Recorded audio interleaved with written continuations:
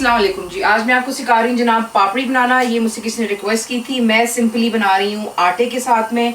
काफ़ी लोग मैदे के साथ भी बना लेते हैं जो ऑल पर्पस फ्लावर होता है, but I prefer making it with आटा। आगे आपकी अपनी चॉइस है। 1 कप आपको चाहिए होगा आटा, दैट्स व्हीट फ्लावर। साथ ही आपको चाहिए इसके लिए अजवाइन जिसे लोविश सीड्स कहा जाता है, सॉल्ट ½ टीस्पून लेवल्ड, घी आपको चाहिए होगा इसके लिए आटा गूंदने के लिए इसका 2½ टेबल स्पून लेवल्ड। पानी का कुछ खास इसमें हिसाब नहीं है, जिस तरह हम आटा गूंदते हैं उसी तरह हम थोड़ा थोड़ा इसमें पानी डालेंगे। उसको थोड़ा सा सख्त गूंदना है ताकि हम इसकी पापड़ियाँ बना सकें। तो मैं आपको पहले दिखा देती हूँ कि हमने इसका बोल ले लीजिएगा यहाँ पर, और इसके अंदर आपने जो अजवाइन है इसे आप हाथों के साथ में मसल के डाल सकते हैं। देखिए अगर आपको अजवाइन का जायका पसंद नहीं है, आप इसमें ज़ीरा भी डाल सकते हैं, काफ़ी चीज़ें, कलौंजी आप डाल सकते हैं, जो आपको पसंद हो। इसे मिक्स कर लें। इसकी बड़ी अच्छी खुशबू होती है और ये वैसे भी बहुत फ़ायदेमंद होता है अगर आप इसको इस्तेमाल करते हैं अपनी डाइट में। साथ ही इसमें हम नमक ऐड कर लेते हैं और अब हम इसका आटा गूंद लेंगे। यहाँ पर नमक को अच्छी तरह मिक्स कर लें और पहले हम डालेंगे इसमें घी।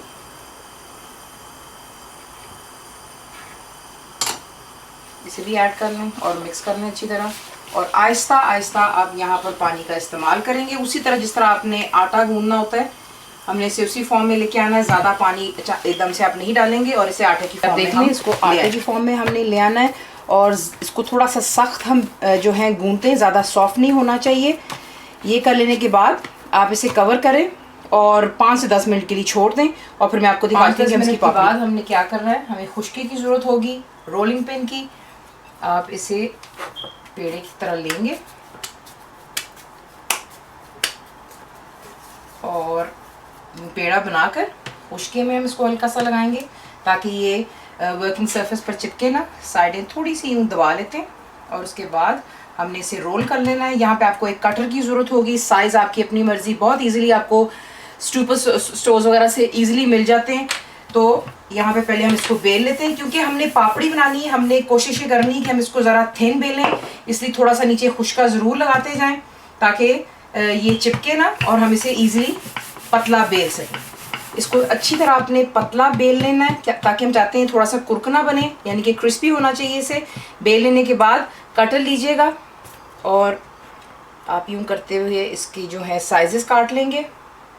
और दूसरी तरफ प्लीज़ अपना ऑयल जो है आप जिसमें इसको फ्राई करेंगे उसे गर्म कर लें। It should not be boiling hot, it needs to be medium hot.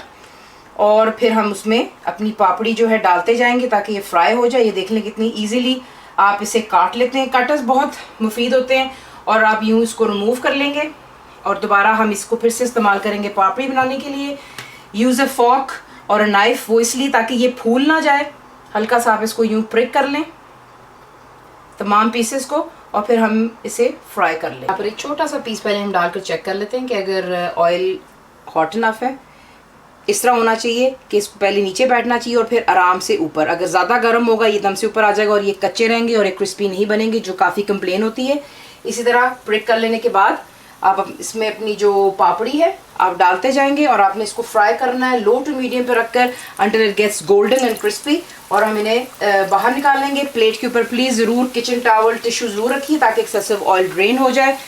ऊपर नीचे ओवरलैप मत कीजिएगा वरना ये सही फिर फ्राई नहीं होती हैं और फिर ये क्रिस्पी भी नहीं होती हैं।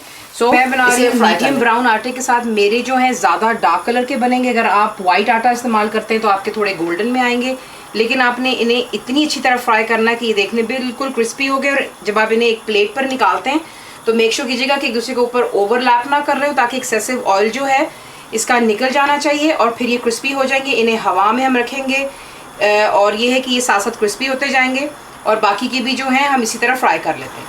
तो जनाब ये रही आपकी पापड़ी, ज़रूर ट्राई कीजिएगा। सिंपल चीज़ें हैं, जल्दी बन जाती हैं और आपको मैं एक चेक भी करा देती हूँ। देख लें कितनी क्रिस्प बनी है। यही आप पूछते हैं कि क्रिस्पी हमारी क्यों नहीं हो रही है। अल्हम्दुलिल्लाह मैंने आपके सामने ही फ्राई की हैं।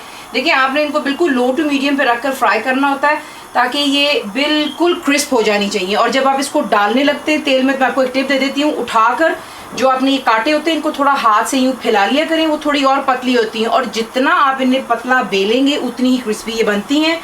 ज़रूर बनाइए। पाइए को कैसा लगा दुआ में याद रखें। Thank you for watching the video.